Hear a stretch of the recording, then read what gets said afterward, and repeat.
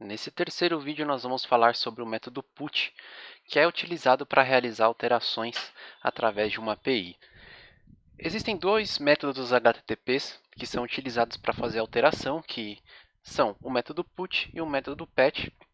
E a diferença entre eles está no fato de que o método PUT, quando a gente vai realizar a alteração através dele, nós precisamos enviar todos os dados para que a alteração seja efetivamente feita, mesmo que esses dados não sejam alterados. Então, a gente precisa passar a informação com a mesma informação que já existe na base. Já o método PET ele é um pouco mais simples, afinal, a gente só precisa mandar a informação que a gente deseja alterar. O que não desejamos é só não passar a informação, e aí o método PET ele fica encarregado de não atualizar os dados que não foram enviados. O Proteus suporta somente o método PUT, mas como nós temos a liberdade de desenvolver as APIs, é possível a gente tratar ele para que ele funcione da mesma forma como o PET. E é justamente isso que nós vamos fazer aqui. Nós vamos fazer uma alteração de um pedido de venda através do método PUT, mas só passando a informação que a gente deseja alterar. Esse código-fonte ele já está compilado na nossa base de teste, então aqui na documentação vocês podem visualizar que já existe um método PUT compilado, e ele vai ser chamado através do endpoint v1, e dessa vez nós vamos passar na URL somente o número do pedido, e não a filial. Eu acabei adotando essa estratégia de não passar a filial na URL, justamente para poder mostrar que existem formas diferentes de se trabalhar. A filial poderia ser passada na URL sem problema algum, só mudaria um pouquinho a lógica do código-fonte desenvolvido. Então vamos lá, a gente vai aqui no método put, que já está desenvolvido, e esse método ele engloba recursos do método get e do método post ao mesmo tempo. Então ele acaba sendo um método um pouco mais complexo de se desenvolver, justamente porque combina os dois recursos. Então, como vocês podem ver, aqui no início a gente declarou o método put com a chamada pelo nome de v1 e colocamos aqui a descrição de alterar um pedido de venda. Diferente dos outros, nós passamos aqui no path a URL v1 passando somente o número do pedido e não a filial. Por quê? Nós vamos trabalhar com a passagem da filial através do cabeçalho da requisição do HTTP. Aqui na nossa função, no nosso WS Method, nós temos então a nossa variável de retorno, que segue o mesmo exemplo dos outros, true para quando a requisição ocorrer com sucesso e falso para quando ocorrer algum tipo de falha. Aqui a gente vai precisar pegar informações da URL, então conforme aqui a documentação, o número do pedido vai vir na segunda posição do array que é gerado automaticamente. Então, nós vamos utilizar aqui o AURL parms, passando na posição 2. Então, capturamos aqui o número do pedido que é passado na URL. No caso do put, a gente também precisa fazer a leitura dos dados que serão alterados. E esses dados eles vêm no corpo da requisição, que é um arquivo JSON. E aí, para isso, a gente utiliza o self:"getContent", que é a captura do JSON bruto que nós vamos receber. As demais variáveis são utilizadas justamente para trabalhar com JSON e também outras variáveis utilizadas aqui para o exec auto. Adiante a gente tem também aqui o setContentType, informando que a gente vai trabalhar com um arquivo do tipo JSON, então colocamos aqui entre aspas application/JSON, e aqui utilizamos o objeto OJSON para converter o arquivo que veio no corpo da requisição para um objeto JSON para que fique fácil da gente trabalhar com essas informações recebidas. Aqui, daqui em diante, a gente já entra num ponto que é comum. Então, a gente já começa a preencher o cabeçalho da requisição. Como a gente não passou a filial através da URL, então a gente precisa passar a filial através do cabeçalho da requisição.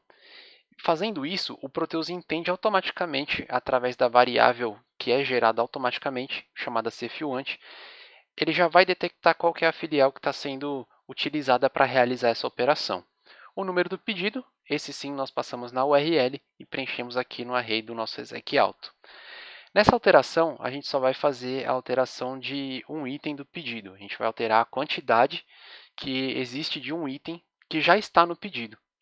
Então, a gente só vai mandar um JSON com os itens. A gente não precisa mandar dados de cliente nem nada, a gente só precisa do número do pedido, a filial, que vai no cabeçalho, e qual é o item que a gente vai fazer a alteração. Essa região aqui, esse for, né, esse laço, ele faz o mesmo laço que foi criado na hora de fazer o post. Então ele varre todos os itens que está no arquivo JSON e faz a interpretação dos dados para que ele seja alimentado dentro do array dos itens. E aí, em seguida, a gente passa esses arrays, tanto o cabeçalho quanto o item, para o exec auto de alteração.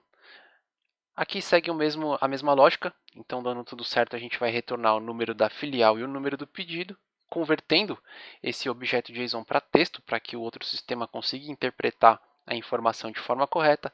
E caso dê algum erro, a gente vai utilizar aqui o setRashFlow para devolver a informação de erro para outro sistema. Então vamos fazer um teste. Agora a gente vai aqui no Postman. Eu já tenho aqui uma requisição pronta.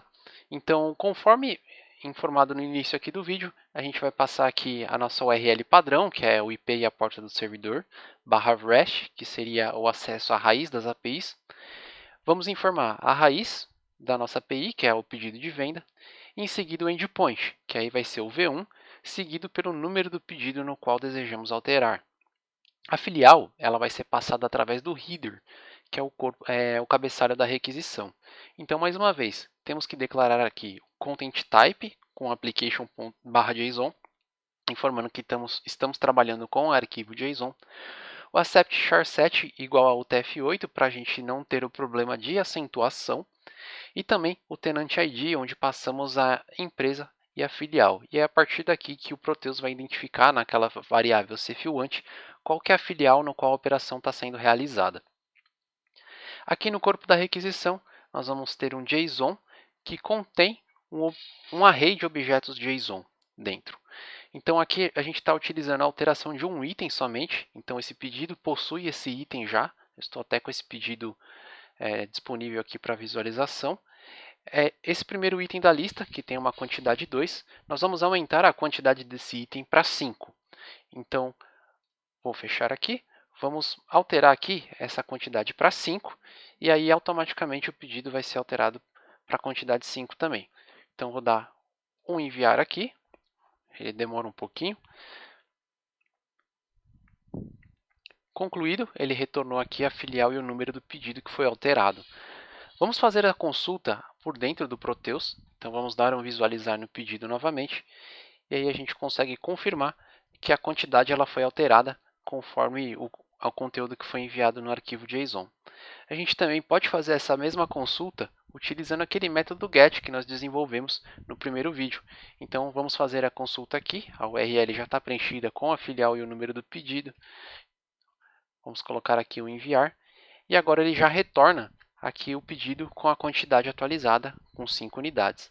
Vamos fazer um segundo teste. Eu vou mudar aqui para alterar o segundo item. Então, vamos copiar esse item daqui.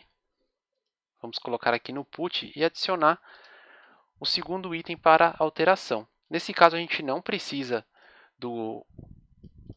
da descrição do produto, mas a gente precisa aqui da chave item, que no caso seria o nosso item 02, seria o segundo item do nosso pedido. Os demais campos, a gente tem aqui a quantidade, o código, o preço unitário, e aqui a gente precisa alterar o nome. Então temos a informação dessa forma aqui. Não importa a ordem que está aqui, ok? O importante é que os nomes das propriedades sejam exatamente iguais aos que estamos realizando a leitura lá no código-fonte. Então, vamos alterar aqui esse produto para 3 unidades e o outro produto também para 3 unidades. Então, vamos enviar aqui. A alteração foi feita, ele retornou aqui o status de 200. Agora, vamos fazer a requisição do GET novamente para ver se essa atualização ocorreu mesmo. Então, voltando aqui, temos os dois itens com a quantidade 3. Então, nesse vídeo, nós vimos como realizar o método PET, ou PUT, no caso.